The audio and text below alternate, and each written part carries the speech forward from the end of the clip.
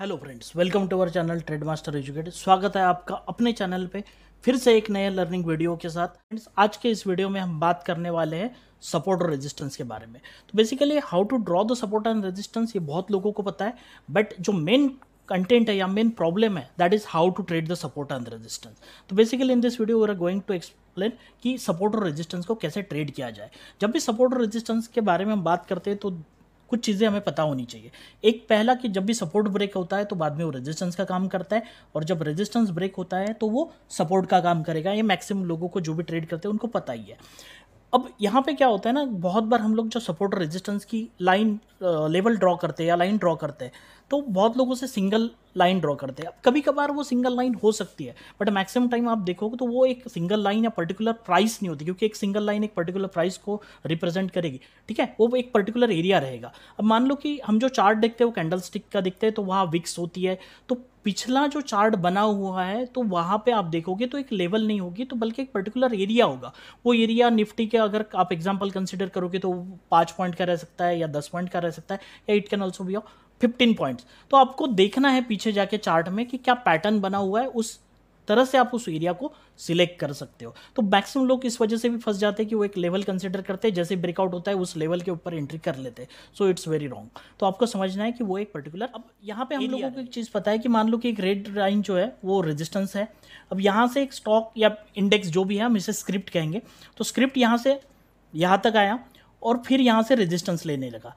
अब यहाँ पे कितने बार इसने रेजिस्टेंस लिया, तो 1 2 3 4 5, जितना मल्टीपल टाइम्स कोई स्टॉक या इंडेक्स वहाँ पे रेजिस्टेंस लेता है, मतलब अपने रेजिस्टेंस को कंटिन्यू हिट कर रहा है, तो वो रेजिस्टेंस धीरे धीरे वीक होने लगता है। तो कुछ लोगों का ये मानना होता है कि बोलते हैं कि जैसे वो रेजिस्टेंस को बार बार हिट कर रहा है मतलब वो अभी स्ट्रॉन्ग रेजिस्टेंस है। नहीं, ये बिल्कुल गलत है। अगर वो कंटिन्यू अगर वहाँ पे हिट कर रहा है तो इसका मतलब वो वहाँ पे ब्रेकआउट करने के लिए रेडी है, मतलब वो वीक हो चुका है। सिमिलरली अगर आप सपोर्ट को भी कंसिडर करोगे, अगर कोई स्टॉक नीचे आता है और कंटिन्यू सपोर्ट पे ट्रेड कर रहा है तो समझ जाना कि वो it is going to be break down.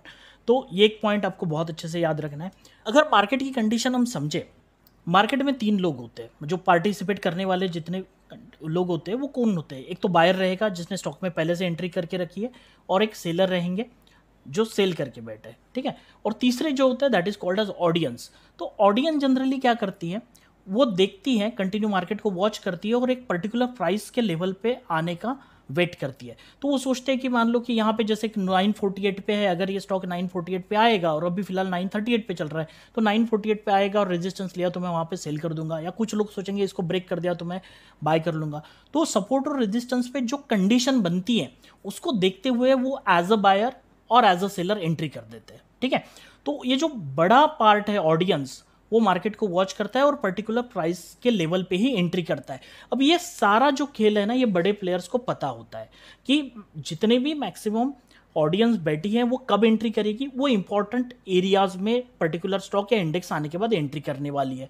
तो हमेशा जब भी कोई स्टॉक या फिर निफ्टी को या बैंक निफ्टी को सपोर्ट और रेजिस्टेंस पे जाएगा तो वहाँ पे ऐसे पैटर्न बन जाते हैं कि आपको कंफ्यूज कर देंगे कि कभी वो बाय साइड जाने वाला है ऊपर के साइड, या कभी डाउन साइड आने वाला है, और जितनी भी ऑडियंस बैठी है उनको ट्रैप कर देते हैं, कभी बायर साइड में कभी डाउन साइड में। ठीक है, तो इसीलिए आपको एक चीज़ समझना है, सपोर्ट और रेजिस्टेंस के वक्त जब भी कोई इंडेक्स या स्टॉक आएगा तो आपको पेशेंस रखना है। ठीक है, जितना डिसिप्लिन ट्रेडिंग में इंपॉर्टेंट है उतना ही पेशेंस बहुत इंपॉर्टेंट है at the support and resistance, उससे भी कहीं ज़्यादा इंपॉर्टेंट है।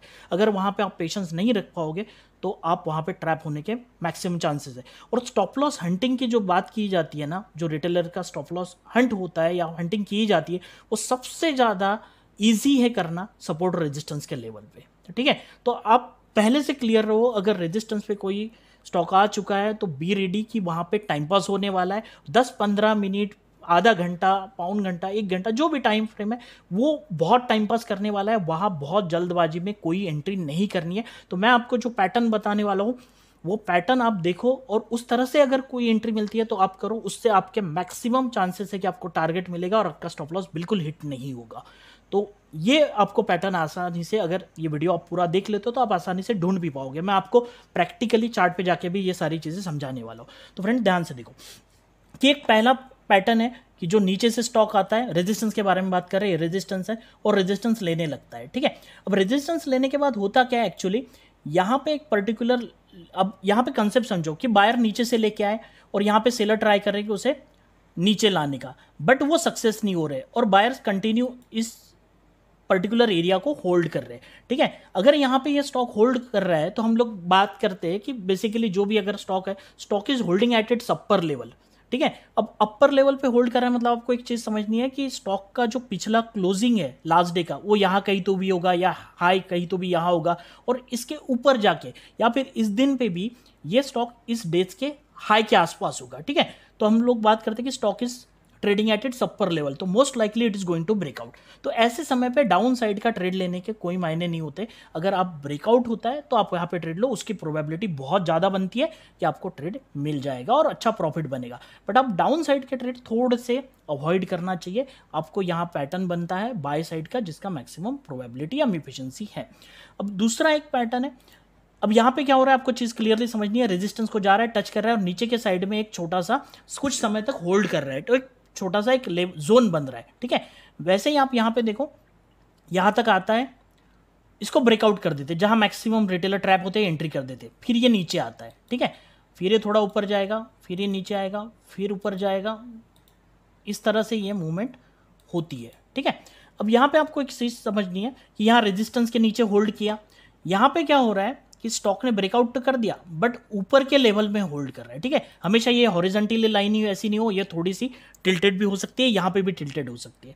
तो यहाँ पे होल्ड कर रहा है, रेजिस्टेंस को ब्रेकआउट हो गया बट यहाँ पे होल्ड कर रहा है। ठीक है, तो ऐसे समय पे आप क्या कर सकते हो, सिंपली जब ये एरिया यहाँ से ब्रेकआउट हो जाएगा तब आप यहाँ पे एंट्री कर सकते हो इस साइड में, राइट। और आपका जो स्टॉप लॉस की जगह होगी इस रेजिस्टेंस के नीचे या फिर जो भी लो आसपास बना होगा वहाँ पे हम लोग इसका ये जो लो बना है इसके थोड़ा सा नीचे आप लोगों को स्टॉप लॉस लगाना है, और जो रिवार्ड होगा आपका, जो टारगेट होगा वो नेक्स्ट रेजिस्टेंस रहेगा, या फिर आप इसका 1:2 के आसपास या 1:1 के आस 50% क्वांटिटी बुक कर सकते हो और रिमेनिंग क्वांटिटी आप ट्रेल कर सकते हो। ठीक है, तो this is the another pattern. अब आप देखो कि ये आसानी से मार्केट में नहीं बनते, इसके बहुत कम चांसेस है कि ये पैटर्न बनना।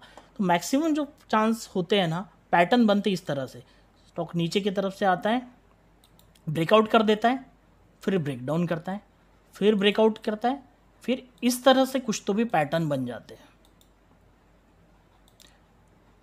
आप देखना हमेशा यही होता है। और अब यहाँ पे क्या होगा ना, अब यहाँ मैक्सिमम लोग ट्रैप होने के चांसेस है। जो फेवरेट पैटर्न है, अगर मैं यहाँ पे ऊपर के लेवल पे एक लाइन ड्रॉ करूँ और नीचे के लेवल पे एक लाइन ड्रॉ करूँ, अब यहाँ मैं अगर आराम से देखता हूँ तो यहाँ काफ़ी टाइम चला जाएगा और समझ में आएगा। यहाँ पे एक ज़रूरी है कि स्टॉक नीचे से आना चाहिए। ठीक है, ये पैटर्न अगर कहीं बीच में बनता है कि ये मान लो कि ये यहाँ पे हाई है और यहाँ पे लो है, लो के बाद यहाँ बीच में कहीं बनता है तो इतना इफेक्टिव नहीं है। ठीक है, तो रेजिस्टेंस के बारे में बात कर रहे हैं तो डेज हाई के पास बन रहा है। तो अगर इस तरह से पैटर्न बनता है, क्योंकि यहाँ पे बहुत लोग ट्रैप हो गए, कभी लग रहा है कि यहाँ से सेल आउट हो रहा है, सेल कर रहे लोग, फिर नहीं लग रहा है कि सपोर्ट ले लिया, तो इस तरह से पैटर्न बन जाता है। तो समझ जाना, रुक जाना इस जगह पे, और आपको एंट्री कब करनी है, जब ये जोन, ये जो यहाँ से यहाँ तक ये जो जोन बना है ना, जैसे ही ये ब्रेकआउट हो जाएगा आप इस साइड में एंट्री कर सकते हो बाय साइड। यहाँ पे भी आपके सेल साइड की एंट्री चांसेस बहुत कम है, प्रोबेबिलिटी कम है, तो बाय साइड का ही सेटअप है। जैसे इसको ब्रेकआउट करेगा आप एंट्री कर सकते हो। तो यहाँ पे हमने 3 कंडीशन देखी, रेजिस्टेंस के नीचे होल्ड कर रहा है, रेजिस्टेंस के ऊपर होल्ड कर रहा है, या फिर रेजिस्टेंस को ऊपर नीचे ब्रेकआउट ब्रेकडाउन करके होल्ड कर रहा है। तो ये 3 कंडीशन अगर बन जाती है तो आप आराम से यहाँ पे ट्रेड कर सकते हो। अब और एक पैटर्न है जो बन जाता है काफ़ी बार, थोड़ा सा एडवांस है बट सिमिलर काइंड है। उसमें क्या होगा, स्टॉक यहाँ तक आएगा, ठीक है, फिर एक लो बनाएगा, रेजिस्टेंस लेगा, फिर यहाँ पे आएगा, इस टाइप का पैटर्न बन जाता है। और एक दूसरा पैटर्न है वो इस तरह से बनता है,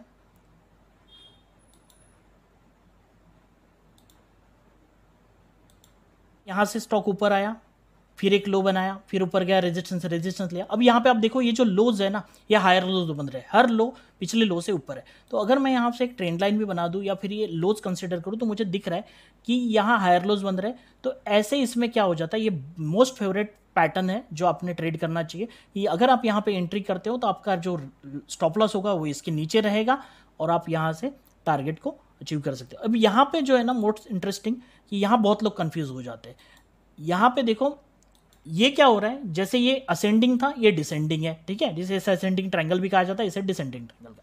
तो यहाँ पे रेजिस्टेंस कंटिन्यू लेता है और धीरे धीरे नीचे आने लगता है। बट यहाँ से अगर आप देखोगे कि यहाँ से ऊपर आने का जो समय है कंपैरेटिवली यहाँ से ये रिट्रेस हो रहा है, तो यहाँ एक पहला पॉइंट कि जो लो है और हाई है इसका 50% के ऊपर रिट्रेस होना चाहिए। अगर ये पॉइंट आप कंसीडर करोगे और ये पॉइंट कंसीडर करोगे तो इसका सेंटर जो होगा वो लगभग यहाँ कहीं तो भी होगा, राइट, इस जगह पे। तो ये रिट्रेसमेंट जो आएगी ना ये 50% के ऊपर होनी चाहिए, मतलब 20-30 जितनी कम हो, लेकिन ये जो एंगल रहेगा ना इसका मतलब ये बहुत वाइड रहेगा, मतलब आएगा नीचे नीचे लेकिन इतना स्लो आएगा तो वो सिर्फ नौटंकी करेगा, नीचे आने की नाटक करेगा कि हाँ वो नीचे आ रहा है, नए लो बनते जा रहे हैं, lower lodge, but that is a bullish pattern. तो जैसे ही यहाँ पे ब्रेकआउट हो जाएगा तो यहाँ सेल करने से अच्छा आप बाय करोगे तो बहुत ज़्यादा प्रोबेबिलिटी कि आप विन कर सकते हो। So basically these are the different support, मतलब ये मैंने आपको रेजिस्टेंस को बताया, आप इसके उल्टा ही सपोर्ट का कर सकते हो, लेकिन ये 3 बेसिक सपोर्ट लेवल मतलब पैटर्न्स है। ये मोस्ट फेवरेट है जो बनता है जनरली, और ये भी 2 कभी कभी बन जाते हैं जो थोड़े से कंफ्यूजिंग है, इससे ज़्यादा ये कंफ्यूजिंग होता है, तो मैक्सिमम लोग ये वाला और ये वाला इसमें ट्रैप होते हैं, तो इनको समझना है। अब ये तो सारी मैंने बातें बताई, ये तो ठीक है, ये सिंपल लाइंस है तो दिख रहा है, एक्चुअल में ऐसा चार्ट में होता है या नहीं तो ये भी हमें जानना पड़ेगा, ठीक है। तो हम इसे एग्जैक्टली चार्ट पे चलते हैं और ये सारी चीज़ों को कंफर्म करते हैं कि ये सीरियसली ऐसा होता है या नहीं। तो बेसिकली निफ्टी का चार्ट लेते हैं, आज का ही चार्ट है, आप देख लो, ये 5 मिनट का कैंडलस्टिक है, ये एक रेजिस्टेंस था। पहले अब देखो ये रेजिस्टेंस जो मैं बता रहा हूँ ये सही में रेजिस्टेंस है क्या नहीं, इसे भी कंफर्म करना पड़ेगा, तो हम लोग इसे 15 मिनट के चार्ट पे ले लेते हैं, ठीक है। अब आप देखो 15 मिनट के चार्ट के ऊपर अगर आप देखोगे तो क्लियरली जो मैंने एक रेक्टेंगल बनाया हुआ है, यहाँ पे इसने एक बार सपोर्ट लिया, फिर यहीं पे क्लोज होगी। एक बात पॉइंट याद रखना है, की पॉइंट है, जितने भी क्लोजिंग प्राइसेस होते हैं मार्केट के और ओपनिंग प्राइसेस होते हैं बहुत इंपॉर्टेंट होते हैं, सपोर्ट और रेजिस्टेंस का बहुत अच्छे से काम करते हैं, ठीक है। अब यहाँ पे क्लोज हो गया, फिर से एक बड़ा फॉल आया था गैप अप के बाद, फिर से यहाँ से इसने सपोर्ट लिया, यहाँ पे रेजिस्टेंस लिया, तो कहीं ना कहीं ये समझ में आ रहा है कि ये पॉइंट एक इंपॉर्टेंट जोन है। आज एग्जैक्टली हुआ क्या, फिर से 5 मिनट के ऊपर चलते। अब देखो हुआ क्या, इसमें गैप अप ओपनिंग हुई, बुलिश कैंडल बनी, जैसे ही अभी जब तक हमें पता है कि ये पर्टिकुलर एरिया है जो रेजिस्टेंस का है, ये ब्रेकआउट होके जब तक नहीं जाता तब तक हम कुछ नहीं करेंगे। अब मैं आपको और एक पैटर्न बता रहा हूँ, उसको हमेशा याद रखना, जो इंपॉर्टेंट इस वीडियो की थीम है, जो बनाने का मकसद है मेरा, वो याद रखो। अभी क्या है ना, कभी भी आपको जब ट्रेड करना है, स्टॉक या इंडेक्स आपका नीचे से ऊपर तक आया, फिर ये नीचे आया, फिर यहां तक गया, ठीक है।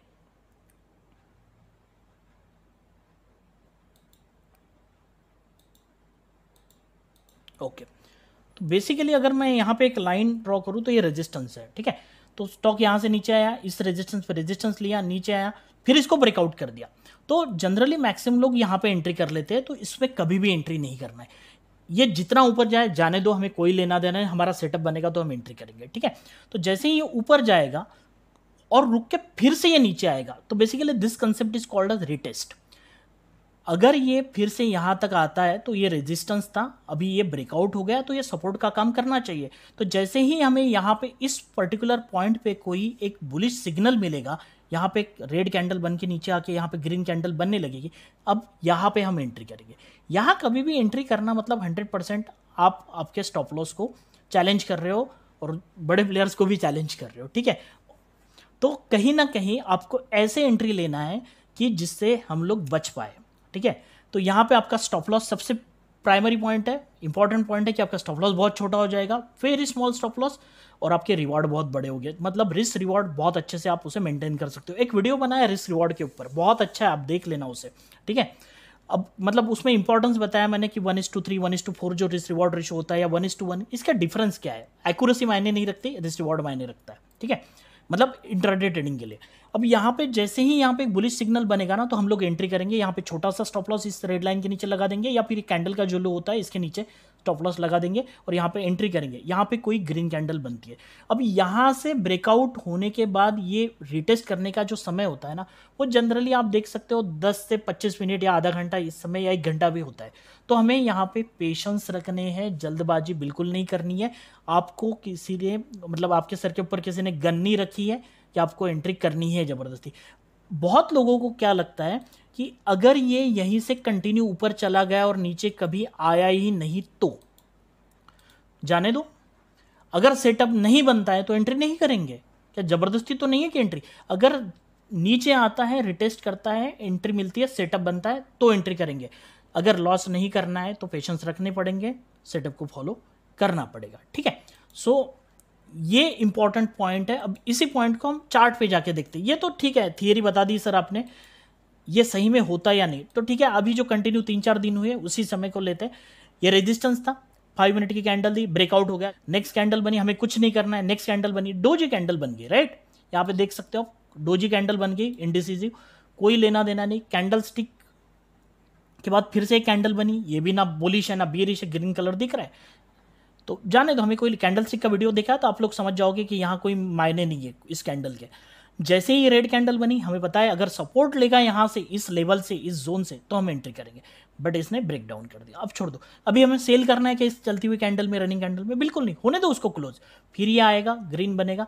अब जब ये कैंडल बनने लगेगी तो आप यहाँ पे एंट्री कर सकते हो, या फिर छोटे टाइम फ्रेम पे या उससे 10 मिनट पे, तो आपको यहाँ पे भी एंट्री मिली। देखो, अगर आपने यहाँ पे भी एंट्री की इस रेड कैंडल रनिंग में यहाँ पे, और ये एसएल लगा दिया, तो आपका एसएल नहीं जाएगा, भले आप कॉल सेल कर दो या फिर पुट बाय करो या फिर फ्यूचर शॉर्ट करो, जो भी आपकी ट्रेडिंग मेथड है वो। लेकिन आप देखो यहाँ से सीधा इंडेक्स यहाँ तक आया, जो आपका सपोर्ट है वहाँ तक तो उसने टच किया ही, मतलब आपको टारगेट मिला अच्छा खासा, और आपका स्टॉप लॉस भी हिट नहीं हुआ। ठीक है, ये आज का ही डेटा है, आज का ही चार्ट में बता रहा हूँ। अब यहाँ से फिर से अगर मैं देखूँ तो एक हुआ क्या आज के डेट में, यहाँ से मार्केट में नीचे फॉल हुआ, फिर ये सपोर्ट पे सपोर्ट लिया। ठीक है, अगर आप सपोर्ट पे लेके बैठे यही एंट्री करोगे तो फिर से ये जब नीचे आएगा तो दिक्कत हो जाएगी। ठीक है, तो होगा क्या, अगर जैसे ये नीचे आता है और आप यहाँ पे एंट्री करते हो, या फिर यहाँ तो एंट्री नहीं करोगे, जब यहाँ पे जाएगा बीच में कहीं तो भी एंट्री करोगे। अगर कॉल बाय कर लिया तो जैसे ये रेड कैंडल बन जाएगी ना, तो टाइम पास हो जाएगा थोड़ा, तो आपकी कॉल की वैल्यू प्रीमियम गले लगेंगे ड्यू टू थीटा डी के। जैसे ही ये नीचे आएगा तो 100% आप निकल जाओगे, और यहाँ अगर आप रुकते जाओगे तो बहुत बड़ा स्टॉप लॉस होगा, आपका रिस्क रिवॉर्ड मैनेज नहीं होगा, क्योंकि यहाँ एंट्री कर लोगे हाई के ऊपर तो रिस्क कितनी, रिवॉर्ड भी इतना, क्योंकि यही तो आपका नेक्स्ट रेजिस्टेंस, आपका टारगेट रहेगा, राइट। तो कहीं ना कहीं जब ये नीचे आएगा, इसको रिटेस्ट करने दो, आपको समय दिया, जैसे ग्रीन कैंडल बनेगी इस जोन के आसपास एंट्री कर लो, इस रेड लाइन के नीचे एसएल लगा दो, आपका एसएल कभी नहीं उठोगा, हिट होगा, और आप कॉल भी बाय कर रहे हो, ऑप्शन बायर भी हो, तो अच्छे मोमेंटम के साथ आपको प्रॉफिट मिलेगा। ठीक है, तो basically this is the way to trade. अब ये की एग्जाम्पल नहीं, अब मैं आपको और एक एग्जाम्पल बताता हूँ, निफ्टी का ही है। आप यहाँ पे भी देख सकते हो, कल की एक्सपायरी थी, 6 तारीख का था, यहाँ ओपनिंग हुई, नीचे आया, ऊपर गया। अब यहाँ पे आप देख सकते हो जैसे ही इंडेक्स नीचे आया इस जोन पे, ठीक है, इस लेवल से एक बुलिश कैंडल बनी, फॉर्मेशन हुआ, ऊपर गया, जाने दो, हमें कोई लेना देना नहीं है। ठीक है, जैसे ही ये नीचे आने लगा तो हमें सेल भी नहीं करना, यहाँ रुकना है। अब हमें पता है कि ये ऑलरेडी एक सपोर्ट है, नीचे आया, ऊपर गया, फिर यहाँ पे आया, तो हम लोग ये ग्रीन कैंडल में यहाँ इस लेवल पे एंट्री कर सकते हैं। देखो ये जो कैंडल बनी ना, जैसे ग्रीन कैंडल बनेगी यहाँ कहीं तो भी एंट्री करेगी, यहाँ पे भी आप एंट्री कर सकते हो, छोटा सा एसएल इस रेक्टेंगल के नीचे, या ये जो कैंडल है इसके नीचे लगा के रख देंगे, कभी हिट नहीं होगा, चांसेस बहुत कम है। ठीक है, और इतनी बड़ी रैली आपको मिल जाएगी। ठीक है, अब ये इसको डबल बॉटम भी कहा जाता है। ठीक है, अब यहाँ पे देखोगे आप तो ये this is also double bottom, W type का पैटर्न भी कहते हैं। अब जो मैंने आपको बोला था कि कोई stock it is holding at upper level, अब ये मैं आपको बात बता रहा हूँ, यहाँ पे ओपन हुआ, यहाँ तक लो लगाया, फिर ऊपर गया, लो लगाया, मतलब ये लो था डेज का और ये हाई था। ठीक है, अब ऊपर जाने के बाद ये डे हाई इसने क्रॉस कर दिया। अब यहाँ पे हम एक लेवल ड्रॉ कर देते हैं, इसका कलर चेंज कर लेते हैं, मतलब आपको क्लियरली समझे, ब्लू कलर कर देते हैं। ठीक है, अब देखो आप, ये डेज का हाई, डे का हाई था निफ्टी का, इसने ब्रेकआउट कर दिया, और कहीं तो भी यही ऊपर नीचे ऊपर नीचे ऊपर नीचे उसने ट्रेड करने लगा। अब इसे हम क्या कहेंगे सिंपल, इसमें देखो, पहली बात तो हमें एक बात पता चल गई कि ये ब्रेकआउट हो गया, तो यहाँ पे हम लोगों को एक पैटर्न बन गया, यहाँ से यहाँ तक, और इस लेवल को यहाँ से यहाँ तक ड्रॉ करते हैं। ठीक है, अब निफ्टी कहाँ है, डे के हाई के आसपास है, और इस जोन के बीच में ट्रेड कर रहा है। ठीक है, अगर आप छोटा भी बना लो तो भी कोई दिक्कत नहीं है, या रेजिस्टेंस, मतलब ये जो रेजिस्टेंस था यहाँ पे गया और इस जोन को आगे पीछे मतलब एक पैटर्न दे रहा है, जो मैंने आपको बताया था कि जनरली ये बनता है ऊपर नीचे। जैसे ही यहाँ ब्रेकआउट हो गया उसके बाद में देखो मोमेंटम आ गया, बट ये टाइम था ऑलमोस्ट क्लोजिंग के आसपास, तो कोई अगर ये थोड़ा पहले बन जाता तो बहुत अच्छा मूव आपको मिल सकता था। ठीक है, अब आप देख भी सकते हो कि उसके बाद हुआ क्या। अगर कॉल बाय कर भी ली होती, मैं कोई रिकमेंड नहीं कर रहा हूँ बट बता रहा हूँ, देखो डायरेक्टली गैप अप ओपन हो गया। तो कहीं ना कहीं ये जो पैटर्न्स है ये फॉलो होते हैं, और जो मैंने आपको बताया था कि मैं कहता हूँ हमेशा कि Nifty is holding eight its upper level, जब ऐसा जोन मुझे दिखता है ना तभी मैं कहता हूँ, और मैं यहाँ से कभी सेल नहीं करता। ठीक है, और सेल करना भी नहीं चाहिए। आप कैसे एक्सपेक्ट कर रहे हो कि ये नीचे आएगा, क्योंकि अब यहीं पे आप चैनल पे जाके देखना मैंने कौन सी कॉल दी कल। मैंने आपको क्या बोला था, मैंने आपको कल टेलीग्राम पे क्या बोला था कि आपको 14,650 का पुट बोला था सेल करने के लिए। क्यों? क्योंकि ये दिख रहा था कि इसके बीच में ट्रेड कर रहा है, हाई को ब्रेकआउट कर दिया है, मतलब अभी ये ऊपर ही जाएगा या कहीं तो भी टाइम पास किया, तो मतलब 14,600 पुट आपका जीरो ही होने वाला है, राइट। और टाइम नहीं बचा था तो इसके बहुत ऊपर जाने के भी चांसेस नहीं थे, ये रेजिस्टेंस था, तो इसीलिए हमने वहां पे 2 ट्रेड मैंने आपको दिए थे, एक बटरफ्लाई और एक आपको सिंपल पुट वाला दिया था, तो वहां पे भी अच्छा प्रॉफिट बना। अब इस तरह से अगर आप ट्रेड करोगे ना, और एक मैं आपको एग्जांपल बताता हूँ, बहुत इंटरेस्टिंग है, आपको बहुत सारी चीज़ें यहाँ सीखने को मिलेगी, और चार्ट पे बता रहा हूँ, ऐसा नहीं है कि जो हो चुका है ऐसा कुछ नहीं है। अब ये जितने भी सपोर्ट रेजिस्टेंस है आप टेलीग्राम चैनल पे जाके चेक कर सकते हो, मैंने बताए हुए। अब देखो यहाँ पे एक अच्छा सपोर्ट था, मार्केट आया, सपोर्ट लिया, ऊपर गया, इसको मिटा देते, हमने ये लाइन बनाई थी, फिर यहाँ से नीचे आया। अब जैसे ही सपोर्ट पे आया तो एक ग्रीन कैंडल बनी, रुकेगा जरूर, कुछ थमेगा।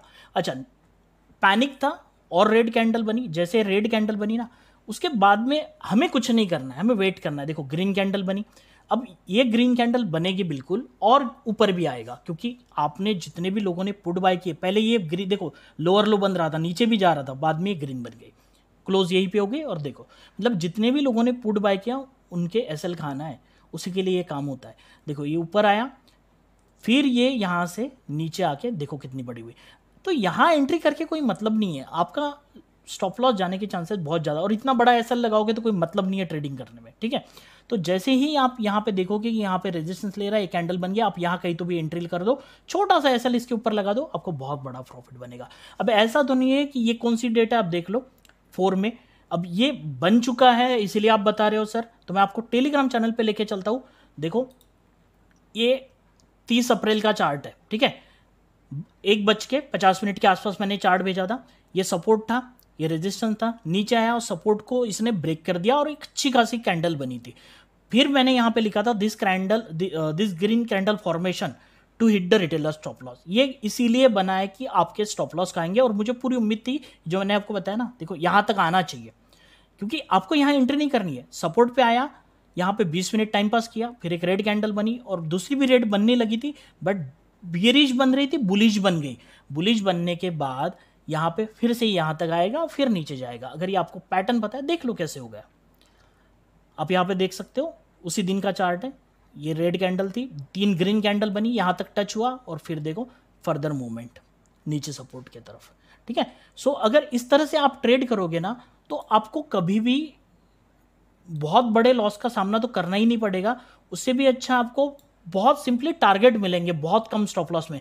अब एक एग्जांपल है, फिर से मैं जो सारी चीज़ें दी है ना वो बताऊंगा। 28 अप्रैल का है, 10:16 पे चार्ट मैंने आपको दिया था at the breakout level, Bajaj finance है। ठीक है, अगर बजाज फाइनेंस पे जाके देखो 5030 के पास ये 15 मिनट का कैंडलस्टिक चार्ट है, यहाँ पे ब्रेकआउट था, इसका 5 मिनट करो। अब बहुत लोगों का ये क्वेश्चन आएगा सर टाइम फ्रेम कौन सा यूज करना है, 5 मिनट करना है, 3 मिनट। अब मैं आपको खुद एक टास्क देता हूँ, बजाज फाइनेंस पे ये डेट कौन सी है, 28 अप्रैल पे जाके देखो, ये लेवल ड्रॉ करो 5030, ये जो हाई के आसपास है, और यहाँ पे 5 मिनट का चार्ट लगा के देखो, आपको दिख जाएगा कि मैंने जो आपको पढ़ाया वो रेजिस्टेंस ब्रेकआउट होने के बाद फिर से आपको एंट्री मिली या नहीं मिली। क्योंकि अगर आप यहाँ एंट्री करते और 20 पॉइंट का भी एसएल लगा देते ना, तो वहाँ पे 200 पॉइंट का टारगेट आपको आराम से मिल जाता था। तो this type of risk reward can be easily achievable if you follow the setup, right. तो अगर आप यहाँ एंट्री कर लोगे ना इस हाई के इस रनिंग कैंडल में, ये कैंडल ही आपका स्टॉप लॉस खा जाएगी, बहुत बड़ी कैंडल थी ये दोनों। ठीक है, और उसके बाद में क्या हुआ, रेस्ट इज द हिस्ट्री, आप देख सकते हो। और ये 15 मिनट का है, तो आप 10 या 15 मिनट का आप देख सकते हो, यहाँ पे ऑलमोस्ट ये बियरिश टाइप कैंडल बनी थी, बहुत लोगों ने यहाँ सेल भी किया होगा। अगर 5 मिनट का, 3 मिनट का या 2 मिनट का भी देख लो आप, कोई टेंशन नहीं है। आपको रिटेस्ट हुआ और आपको एंट्री मिली छोटे से स्टॉप लॉस के साथ, और इतना बड़ा, और ये तो 5200 दिख रहा है, ये 5300 तक भी गया था। सेम पैटर्न मैंने बताया कि बजाज फाइनेंस ऊपर गया, it is holding eight its upper level, ठीक है। इसको सेल करने का कोई मीनिंग नहीं है, बहुत स्ट्रॉन्ग रेजिस्टेंस है, पैनिक कंडीशन है, आपको कोई पैटर्न पता है, आपका कोई है आपको क्ल्यू, आप सेल कर रहे हो, that is a different part. But आप देख सकते हो ये जो लोज है ये भी छोटे छोटे कम हो रहे हैं, तो सिंपल पैटर्न बना है कि ऊपर का रहा है, ये रेजिस्टेंस है और ये नीचे नीचे लो शिफ्ट हो रहा है, तो most likely it is again going to break out. आप बाय कर लो, आपको और प्रॉफिट होगा। और ये 5300 भी क्रॉस किया था उस दिन, ठीक है। तो again 100 point was movement even after 1:30 PM, ये एक 20 का चार्ट है। तो basically in this way if you are going to trade ना, तो आपको कभी भी कोई दिक्कत नहीं होगी और आसानी से बहुत अच्छे से आपको टारगेट मिल सकते हैं, ठीक है। तो अभी अगर हम लोग 28 तारीख का भी चार्ट मैंने आपको दिखाया बजाज फाइनेंस का, जो मैं देता हूँ वो भी बताया। बस आपको करना क्या है, इसकी प्रैक्टिस करना है, क्योंकि अभी जो मैंने आपको पैटर्न बताया इसकी प्रैक्टिस करना बहुत ज़रूरी है। इतने आसानी से वो आपको नहीं दिखने वाले, ठीक है, क्योंकि इतना छोटी छोटे कैंडल्स बन जाती है, उसमें वीक होती है। तो कैंडल स्टिक एनालिसिस भी आपको पता होना चाहिए, कैंडल स्टिक को रीडिंग करने का एक तरीका है वो पता होना चाहिए।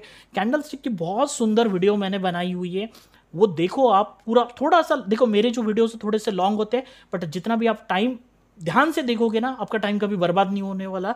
आप उस कैंडल स्टिक के वीडियो में देखो, थोड़ा सा स्टार्टिंग पे बिगिनर लेवल का है, बट आप आगे जाके देखोगे ना, विद द लाइव एग्जांपल मैंने एक्सप्लेन किया है कि आप एक कैंडल को कैसे देख सकते हो, ठीक है। तो ऐसे इस चीज़ों को आपको प्रैक्टिस करना पड़ेगा। धीरे धीरे आपकी जो आईज है, मतलब आपकी जो आंखें है, उसको ट्रेन करना पड़ेगा इस चार्ट के ऊपर उस नज़र से। और जब भी सपोर्ट पे आया ना, तो समझ जाना कि अभी यहाँ पे टाइम पास करने वाला है, स्टॉप लॉस आपको उसके, मतलब जो नॉर्मल लोग करते हैं, बायर और सेलर, रिटेलर्स करते हैं, उसके ऊपर जाके सोचना पड़ेगा चार्ट को देखने के लिए। तब आपका व्यू आएगा कि आपको क्या करना है एग्जैक्टली, ठीक है। तो मैं बहुत मतलब रेयरली कॉल देता हूँ, जनरली टेलीग्राम पे हेजिंग के रहते हैं for the practice purpose, learning purpose. तो आप उसके पीछे का कंसेप्ट समझा करो। ये एक्सपेक्टेड नहीं है कि आप उससे बहुत प्रॉफिट करो, आप ट्रेड करो ना करो, बट आप उससे लर्निंग करो, फ्री ऑफ कॉस्ट है सब कुछ। एक बहुत जरूरी है कि how to draw the support and resistance. अगर आप लोगों को नहीं पता है या आपको इसको डेडिकेटेड एक वीडियो चाहिए तो आप कमेंट करो। तो फ्रेंड्स, आज के लिए इतना ही। अगर आज के वीडियो से कुछ लर्निंग मिली होगी, कुछ कंटेंट मिला होगा सीखने के लिए, कुछ वैल्यूज मिली होगी, वैल्यू एडिशन हुई होंगी, तो एक लाइक तो बनता है। अगर ये चीज़ें आपको पहले से पता है फ्रेंड्स, तो फिर एफर्ट के लिए तो आप लाइक कर ही सकते हो, ठीक है friends. Thank you for watching my videos. मिलते हैं नेक्स्ट वीडियो में। Thank you.